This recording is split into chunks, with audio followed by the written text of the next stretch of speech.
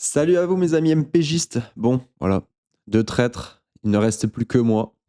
Mais j'ai décidé de ne pas vous abandonner, voilà. Si vous ennuyez, si vous retournez dans votre campagne, que vous avez votre petite heure de route, si vous voulez préparer ce money time sur MPG, je me suis dit que voilà, vous auriez besoin de moi, vous auriez besoin de mes conseils. Donc je suis là pour remplir cette belle tâche sans mes 2 acolytes qui sont des boulets, voilà. Et aujourd'hui, j'en suis libéré, donc peut-être que je ne serai que meilleur. Nouvel épisode sur GamerBeast, si vous n'avez pas vu. On fait la promo sur un joueur esport du PSG. C'est le joueur que je coach sur FIFA, donc n'hésitez pas à aller y jeter un œil. On va se concentrer aujourd'hui sur les matchs rapido de la semaine passée. Les matchs de la semaine passée, qu'est-ce qu'on a eu? On a le PSG qui a enfin perdu, Strasbourg qui va prendre la victoire avec le petit but de Bakwa qui a fait débat en D1 puisque je l'avais filé à Théo, le nul de Monaco qui était un peu précisé par Monsieur Vigneault, bravo Monsieur Vigneault, Lyon qui explose Rennes, Lille qui assure contre Angers, Toulouse-Nantes, on s'est fait chier, Montpellier-Reims, on s'est fait chier, Auxerre qui explose un Lens, voilà, qui va faire une fin de saison cata, malheureusement, enfin cata en tout cas, ils vont dormir dans les méandre du ventre mou et donc devoir encore vendre lourd, ça sent pas très bon côté Lensois. Enfin, en tout cas, voilà. On verra comment ça se profile cet été, mais ça pue un peu. Et Marseille qui vient exploser avec Gouiri, qui fait une magnifique soirée pour retourner le Vélodrome. Maxime a dû se régaler. Qu'est-ce qu'on a? On va d'abord commencer rapido. J'ai moins de traîner que d'habitude, forcément, sur les matchs qui nous attendent ce week-end. Les matchs qui nous attendent. Donc, on va commencer par un superbe Nice-Reims. Important parce que je sais pas si Dante va jouer à Skip, c'est pas trop sûr, etc. Là, je crois que sur Fantasy Coach, ils l'ont pas mis. On verra bien. Euh, bah, on va dire déjà que bravo Monsieur Vigneault qui avait pronostiqué Reims qui galérait contre Montpellier. Voilà, ils n'ont pas réussi à scorer. Match vraiment terne, vraiment dégueulasse, on va le dire. Et un Nice qui a chopé la victoire grâce au retour magnifique de Sanson. Bon, voilà, que dire de ce match? Est-ce que Reims va réussir à mettre encore les fils de barbelé et envoyer des beaux contres? Ito, censé être pété, ça va jouer fort côté Nakamura, voir si c'est Batcheux, si c'est le jeune Hafiz qui joue, Diacon à droite, je sais pas. On va voir un petit peu comment ils vont réussir à faire leur tambouille, mais sincèrement, je pense que les Niçois à la maison vont essayer quand même de proposer, de se donner les moyens de rêver de l'Europe et faire le boulot après cette belle victoire face au PSG. Pourquoi pas le retour d'un Laborde? Je vais aller juste guetter, mais il me semble. Est-ce qu'on reste sur la. On est sur du Bombito Mendy, ouais, donc là, pas de. On reste sur le 5 def, pas de Dante en vue. Un Boudaoui qui est bien. Le retour de Buonani, Boga ou Sanson. À voir comment ils veulent, qu'est-ce qu'ils veulent proposer en percussion. Et côté Reims, voilà, ça parle de Diakon, Sibacho, Nakamura. Moi, je pense que ça va être comme ça. À voir s'ils vont réussir à percuter, en sachant que bon, voilà, si Reims fait encore un coup, même s'ils sont déjà quand même pas mal à l'abri, ça permettrait d'assurer le maintien. Donc bon, à voir. Moi, perso, je vois quand même plutôt les Niçois confirmés. Match suivant. Le match suivant, hop, encore que je revienne, hop. On est sur du Strasbourg PSG 17h le samedi avec le PSG B. Je sais pas si vous avez vu rapidement. Mais voilà, c'est Barcola Ramos Mbaye. Moi, je pense que ça va être exactement cette équipe-là. Luca ici, Beraldo, ouais, Zag, vraiment ouais, l'équipe 2. Putain, mettre équipe MB, ok, ouais, c'est vraiment l'équipe 2-2. Donc pourquoi pas, hein, vraiment de la place pour Strasbourg qui pourrait presque être favori. Fais voir les cotes. À 2,38, ils sont favoris face à ce PSG-là à l'extérieur, ce qui est plutôt logique, sincèrement. Je pense qu'il y a des bons coups à faire. Ça va être un match ouvert. Je vois pas trop pourquoi le PSG fermerait le match. Il y aura des espaces. Je vois les Strasbourgeois s'imposer plus fort, tout simplement, plus tueur, plus efficace. Mais un PSG qui est capable de marquer des buts. Je pense que ça va être un match sympa face à une défense de Strasbourg qui n'a pas totalement prouvé. Après, s'ils sont malins, ils jouent pas. Et je pense que le PSG, avec cette équipe bis, trouveront pas trop les moyens et ils arriveront à exploser en contre les Strasbourgeois. Donc bon, dans les deux cas, je pense que Strasbourg gagnera, que ce soit un match à but ou pas. Bon, moi je dis ça parce que j'ai Lee et Mayulu dans l'équipe, donc j'espère que Le PSG va trouver la faille quand même, notamment grâce à ces appels de ces milieux-là qui pourraient venir faire un bel apport ou sur une phase de possession, tout simplement venir marquer comme Fabien Ruiz en a l'habitude ou même Vitinha ou bref, de toute façon tous les milieux et globalement tous les joueurs du PSG sont assez efficaces offensivement, donc c'est plutôt sympa pour MPG. Et on a un Strasbourg qui joue classique. Sans Nanasi, ok. Ici, ça partirait le Maréchal, Diarra. Qu'est-ce qu'il y a là? Bakwa, le Diogo, et on a. Ok. Bon, je suis pas spécialement d'accord. Ils sont partis sur quoi la semaine dernière?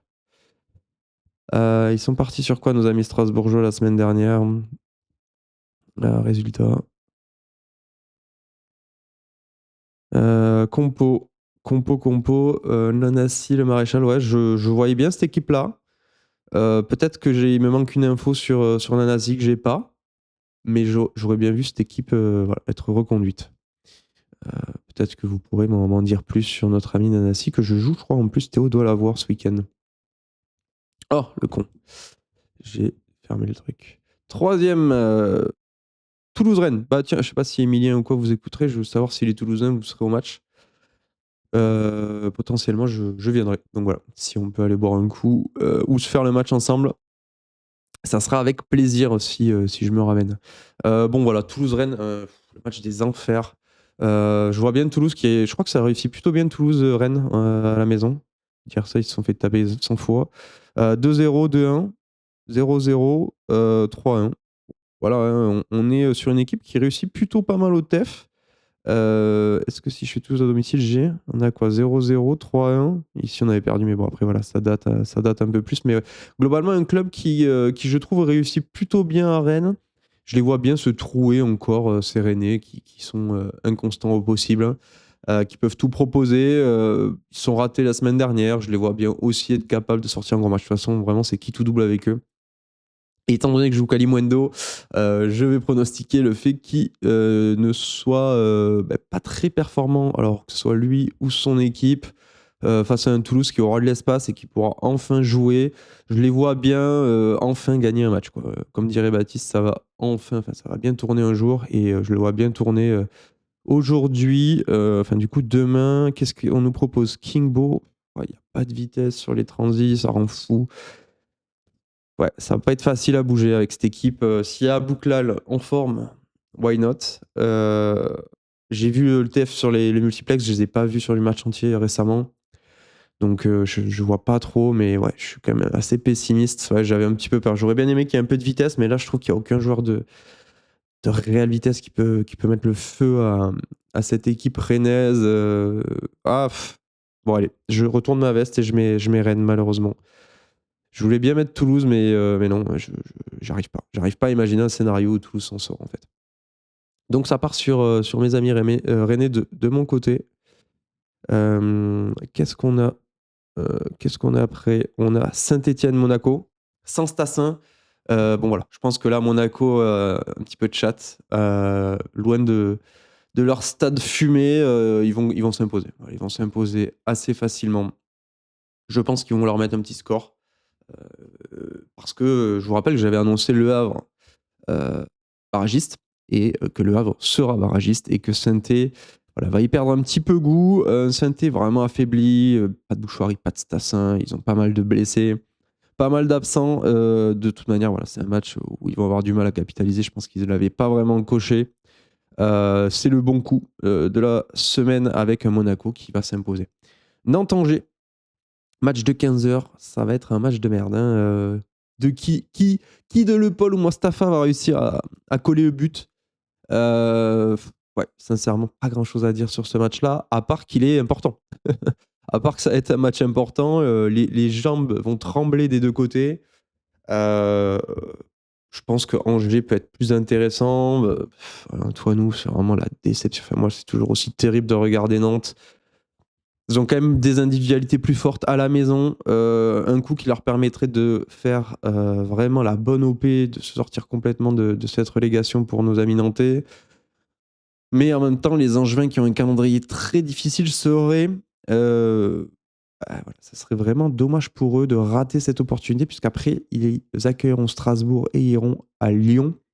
Même si un dernier match à Lyon pour se sauver contre Lyon qui joue l'Europe, où tu les empêches, le scénario me parle, mais ouais, faudrait qu'ils arrivent à saisir cette opportunité.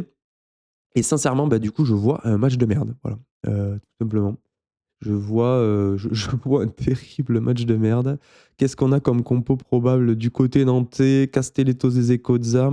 Pas de Palois. Ok, si potentiellement ici, Virel, Leroux. Le Penant qui récupère sa place. Il avait été absent pas mal de temps. Mais parce que pas de Douglas Augusto. Je sais pas ce qu'il a, blessure ou suspendu sûrement.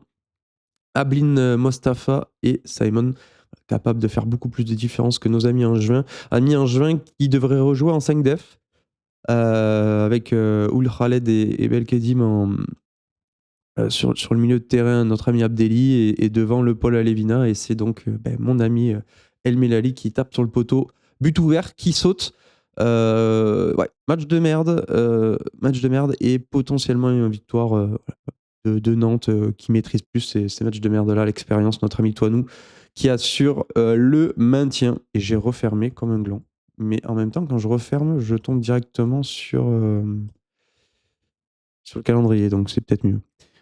Auxerre-Le Havre, encore un match important. Les Auxerrois qui, sans pression, déroulent et dézinguent tout le monde, surtout. En fait, c'est pas déroulent simplement, c'est qu'ils dézinguent tout le monde.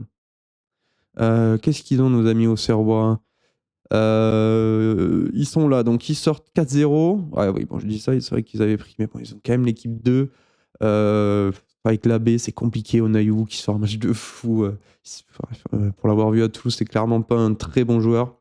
Donc, bon, voilà, moi je suis pas fan de cette équipe auxerroise, sincèrement, mais qui s'en sort très bien, qui fait une très belle saison. Mais je pense que Le Havre va en profiter avec quand même, encore une fois, je trouve des joueurs, une compo. Pas moi, j'ai la compo de Auxerre ici, donc classique, avec Perrin, Sinayoko, Onayou. Au niveau du hack, on n'a pas Lloris. Lloris qui est censé être absent, quand même compliqué. Je trouve que c'est quand même un gars déjà capable de scorer sur les corners, important. Et en plus, c'est voilà, capitaine de ta défense. Donc, bon, à voir si ça tient avec notre ami Kinkwe. On a la doublette Mwanga Touré et Keshta devant. Casimir Hassan, voilà. Bon, des gars qui sont capables de marquer un petit peu plus ces derniers temps, avec que ce soit Soumaré, que ce soit Casimir ou que ce soit notre ami Hassan. C'est capable de scorer légèrement. Donc, je les vois bien s'en sortir et prendre de l'air, pas se sauver, parce que le calendrier est aussi très compliqué pour nos amis du hack avec l'OM à la maison et Strasbourg. Donc, ouais, ça va être. Ça risque d'être assez salé. Checker juste si ça. Ouais, j'avais bien mis ouais. Je fasse gaffe à ma cam. Donc, bon, voilà. À voir, mais de mon côté, je mets le hack dans la continuité de ce que je pense et en dehors de la continuité de mon idée qu'ils vont se sauver au barrage. Ils vont, je pense, réussir tout simplement à prendre ce match à Auxerre.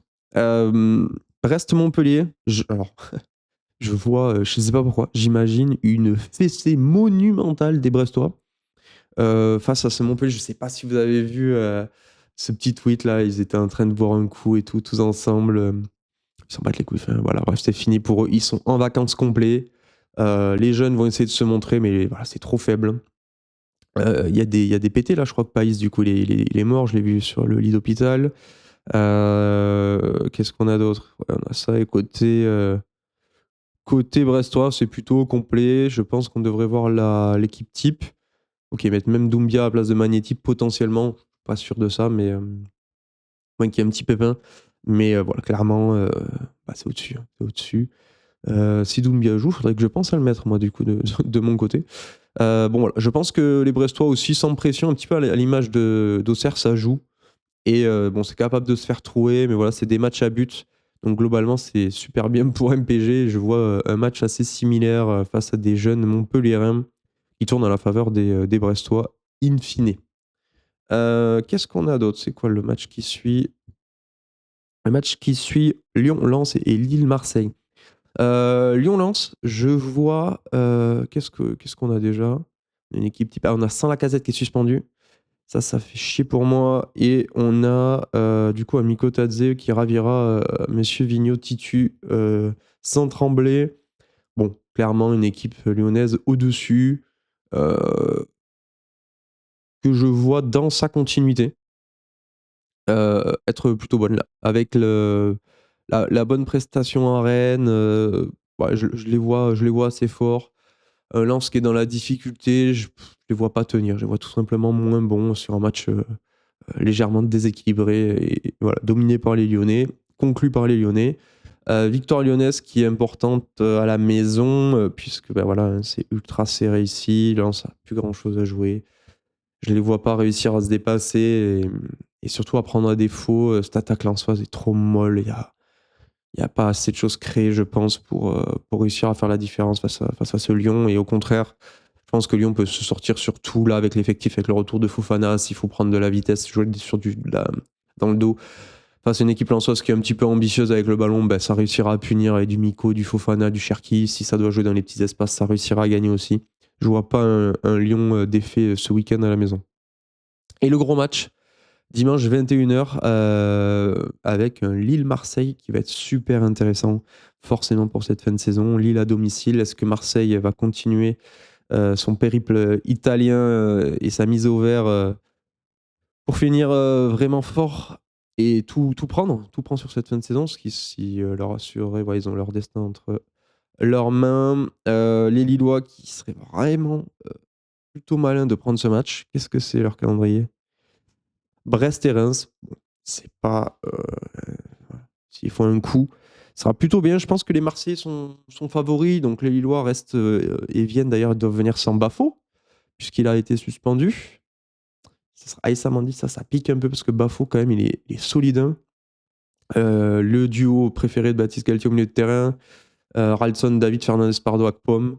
Bon, du classique côté lillois qui fonctionne plutôt bien ces derniers temps, mais clairement c'est plus faible que Marseille. Maintenant, on sait qu'il y a des ouvertures, on sait qu'il y a des faiblesses sans ballon du côté olympien. Le repositionnement en 4 def, je vois vraiment un Luis Enrique et un Greenwood dans leur continuité là. Voilà. Faire les efforts, être tout simplement montrer qu'ils sont au-dessus avec ballon. Je trouve Marseille meilleur collectivement, meilleur individuellement, s'ils le veulent. Alors individuellement, oui, collectivement, s'ils mettent les ingrédients. Donc je vois tout simplement une petite victoire de Marseille, mais je pense que Lille marquera. Qui? Dans quelles conditions? Je sais pas, mais je vois un match sympathique pour ce match du dimanche soir. Ce qui donnerait un classement sympa puisque du coup, le PSG, bon, perdrait potentiellement. Lille stagnerait à 56. Monaco repasserait devant. Marseille se détacherait. Il serait à 2 points de Monaco. Il serait à 1 point de Lyon. Donc Lille qui descendrait à la 5e place. Même pas parce que Nice, du coup, je leur donne la victoire. Donc il passera à 57. Donc on aurait un Lille qui chute. C'est une défaite qui le coûterait très, très, très cher puisqu'il passerait 7e puisque je vois Strasbourg battre le PSG. Ouais, défaite qui sera très, voilà, vraiment pas la bienvenue pour les Lillois. Je sais pas si vous voyez capable de faire le coup, la malédiction du second. Est-ce que Marseille va enfin réussir à faire le trou et à prendre de l'avance? Moi, je le pense. Je pense qu'ils en sont capables ce week-end. Mais bon, ce serait pas la première fois que je me trompe. Donc voilà, je vous fais un petit tour vite fait sur Fantasy Coach. Qu'est-ce qu'on a en termes d'effectifs que j'ai pas mentionné? Ça, j'en ai parlé. Lens, j'en ai pas parlé. On a quoi? Gradiba, Medina, Aguilar, Diouf, El Ainaoui, Machado, Thomasson, Zarouri, Koyalibou. À voir si on reste sur ça. Côté lyonnais, on en a parlé. Côté Marseille, côté lillois aussi. Côté monégasque, le retour de Minamino, qui est rentré à la mi-temps. Ben Seguir qui était sorti, qui était la première fois de titu. Al Mousrati, donc pas de Camara à skip. Mbolo ou Balogun. Si Mbolo n'a rien, je pense qu'Mbolo jouera. Montpellier avec leur équipe 18, avec le petit Junior Ndiaye devant, Koulibaly côté. Là, le double pivot incroyable, Ferin Zingula. Et la défense, ouais, la défense, si on peut parler d'une défense. Ça, on en a parlé, j'en ai parlé, et on a fait le tour sur ça. On va aller tranquillement sur MPG, faire un petit point puisqu'on rentre quand même dans le Money Time. Normalement, on était censé vous faire un petit point avec BAT sur tout ce qui s'est passé, bien sûr, la semaine dernière. On rentre sur les 3 dernières journées. Donc forcément, réellement important. On voulait faire un point sur les classements, les bonus. Voilà, qui est le mieux placé pour jouer ce Money Time. Je vais tout simplement revenir très rapidement sur les résultats la semaine dernière et vous parler surtout de la D1 et je ferai un peu le tour des autres, mais j'ai pas réellement tous les contextes, donc voilà, j'ai pas y passé non plus la nuit. En termes de résultats, je prends le match face à Emilien. Plutôt incroyable, puisque pour ceux qui n'ont pas vu, j'ai chaté le 2-2 de 0,5 sur son SAR, qui aurait pu marquer et avoir 8 à 0,5 près. Bon, bref, j'ai de la chatte. Bref, but avec un 6 de David. Bon, ça se goupille plutôt bien pour moi, en sachant que j'avais prêté Bakwa à Théo, qui est son seul but réel et qui a dézingué Baptiste, puisqu'il avait prévu de se sauver avec sa défense à 3 avec Ryan. Mais voilà, mauvais deal. Ça s'est vraiment mal goupillé pour Bat, qui, voilà, une défaite quand même plutôt dommageable pour lui à domicile. Maxime qui se réveille. David Ashvili, Gouiri le triplé. Il défonce notre ami Bat qui était sur une belle lancée. Et le karma l'a rattrapé. Et Arthur, voilà, que dire? Que dire Alexandro Ribeiro qui lui fume la semaine dernière, qui lui fait gagner aujourd'hui Tolisso. Normal, hein, oui. J'avais oublié que c'était le meilleur joueur du monde. Et notre ami Mikotadze qui lui fait prendre la win assez facilement avec un Samba à 3,5. Mais voilà, notre ami Sylvain n'arrive pas à faire la diff. Alors que pourtant les notes MPG n'étaient pas folles. C'était vraiment le match où, voilà, pour moi, qu'il aurait dû prendre voilà, dans le contexte. Mais il se fait fumer. Sur les rencontres qui nous attendent sur la D1, on a un BAT contre BAT, le duo niçois, le derby. Sylvain contre Maxime. Attention, ça va être dur. Pourquoi pas la remontada pour Maxime? En tout cas, c'est le duel de bas de tableau. Je vous montrerai le classement. Arthur, Emilien et Théo contre moi. En termes de classement, qu'est-ce qu'on a? On a Arthur, donc qui va jouer Emilien. Des destins bien différents. Arthur qui peut s'installer confortablement pour la victoire, en tout cas assurer probablement un podium avec une victoire. Emilien qui doit gagner après sa défaite de justesse la semaine dernière. Donc voilà, ça va être un petit peu compliqué parce qu'on a des équipes ici non. Emilien, du coup, c'est Emega. On a du Miko qui va jouer. On a du Tolisso côté Arthur. Donc voilà, un Arthur qui s'en sort un petit peu tout le temps, on a envie de dire. Donc pareil, difficile de le mettre perdant, hein, mais avec le retour de Blas en plus qui devrait jouer. Il y a de quoi scorer. Après, côté Emilien, on a quand même une belle équipe, hein. C'est difficile de le donner perdant aussi au début à chaque fois. Il y a du Guessant qui joue moins, il y a du Emega. Je crois qu'il a Ramos aussi qui va jouer ce week-end. Ouais, il y a Ramos. Il a Gbo, il a Ben Seguir qui peut rentrer marqué. Voilà. C'est une équipe qui n'est pas parfaite, mais qui a les moyens de gagner ce match. Qui à domicile ici? On a Arthur à domicile qui a 2 bonus, si je me rappelle bien, contre Emilien qui a 2 tontons pattes, puisque je lui en avais envoyé un. Il y a du miroir pour Emilien, il me semble. Donc voilà, un match qui va être assez âpre. Au niveau des autres rencontres, du coup, on a du coup le duel des battes qui s'avère important, puisque 3 et 4e, qui va jouer le haut de tableau, qui va jouer le bas de tableau. Je trouve que ce match-là est assez crucial sur ça, avec un bat qui a la valise, qui devrait foutre la valise. Elle est assez prévue sur ce match-là, puisqu'il n'a plus de miroir et que voilà, ça semble un match plutôt important pour lui. Et une petite valise le met très bien avec un nageur qui joue Montpellier. Voilà, je pense qu'il peut assurer les 3 points. Voilà, à voir si ça va être si facile, si le plan va se dérouler comme sur des roulettes pour battre. Ça serait une défaite assez compliquée avec une double défaite pour Galtier. Le duel des extrêmes, je vous l'avais parlé, enfin pas des extrêmes, pardon, mais du bas de tableau avec Maxime et Pouget, qui sont tous les deux à 13 points. Voilà, celui qui va perdre, ça va être compliqué. Pouget est une équipe de merde. Maxime, bien sûr, favori. Et Théo est contre moi. Théo, je trouve qu'il a une équipe quand même aussi assez faible, mais le karma, à chaque fois, les gens lui disent ça et le karma le soutient. Il a gagné grâce au but MPG la semaine dernière, plus le petit Bakwa. À voir s'il arrive à réitérer ça à domicile contre moi. sachant que je n'ai pas la casette du coup cette semaine. D2, qu'est-ce qu'on a D2? Alors j'ai un peu moins le contexte comme je l'ai dit sur les autres divisions, mais je sais qu'on a un Pierre qui a perdu face à Rémi à cause du but de Greenwood annulé et qui chamboule un petit peu le haut de tableau puisque Rémi grâce à ça garde la tête, non reprend la tête plutôt, alors qu'il sortait du podium pardon. Et on a un Pierre qui a les miches qui chauffent, puisque ben voilà, on a trois joueurs pour jouer la montée, ce qui est c'est stylé. On va avoir une belle fin de saison jusqu'au bout, je pense, avec un Julien qui a une très belle équipe. Il a mis du temps à se mettre en route, mais sincèrement, c'était probablement la plus belle équipe du championnat. Sincèrement, je l'avais mis très haut au début. Dembélé, Gouiri, bon voilà, Simak qui tourne bien, un Akpom qui marche. Bon là, il a pas trop de bancs après derrière, en tout cas, c'était pas sorti. Il a Gvara, il a Zakaria qui tourne bien. Sincèrement, ça va être un gars assez redoutable pour la montée. Rémi, bon, qui est un petit peu le gars qui surfe parce qu'il a quand même pas une équipe folle. Qu'est-ce qu'il a, Rémi? Il a Emega qui tourne bien. Ah non, Emega Birat, pardon, je m'excuse. Perrin, Melali. Ok, ouais, non, il a Perrin. Il a de quoi faire. Je suis pas sûr qu'il ait une énorme profondeur. Qu'est-ce qu'il a fait comme changement, notre Rémi? Profondeur ou pas pour Rémi?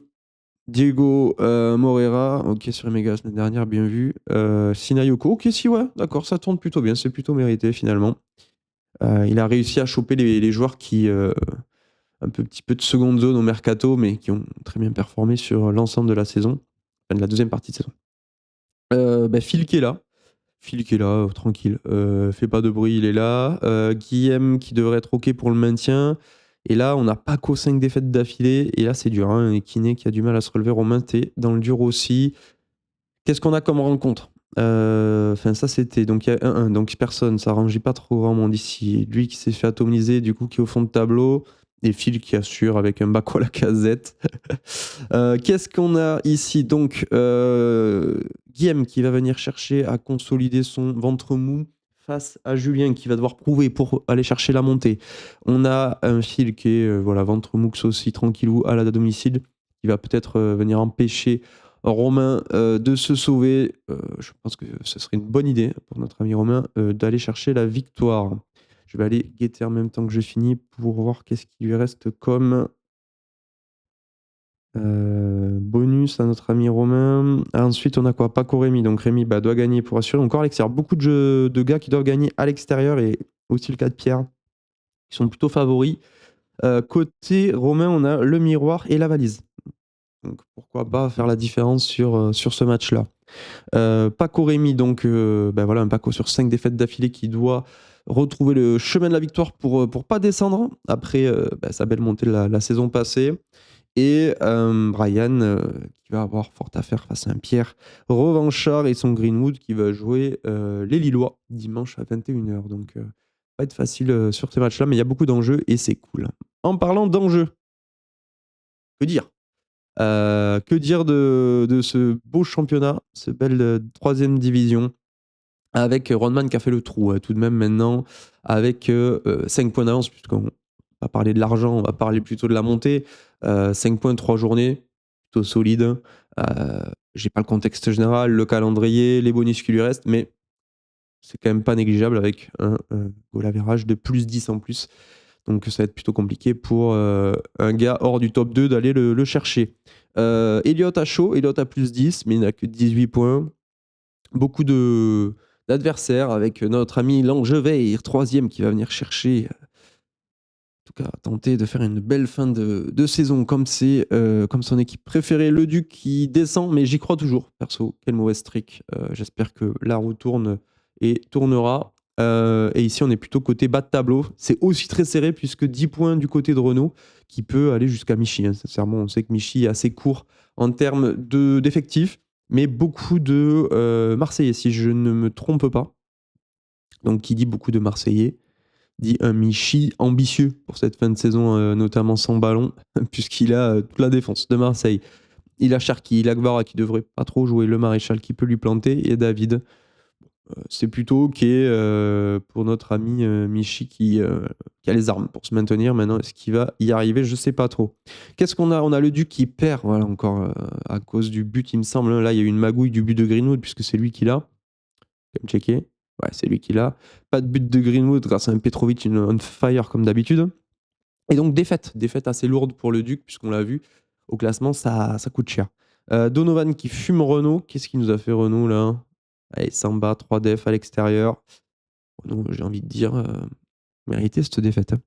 Bah, le meilleur Gersois. Alors, qui est le meilleur Gersois? Qui est le meilleur frère des deux? Bah, pour l'instant, on ne sait pas. Puisque. Ah si, Emilien est 7ème. ça reste, ça reste, ça reste Lucien. Ouais, un peu, voilà, pas facile pour Lucien non plus. Donc, il s'est incliné face au tonton et a pris le CSC de Chardonnay, mais qui n'a rien changé. Et Elliott qui s'en sort avec le triplé. Elliott qui a quand même le vent en poupe, hein.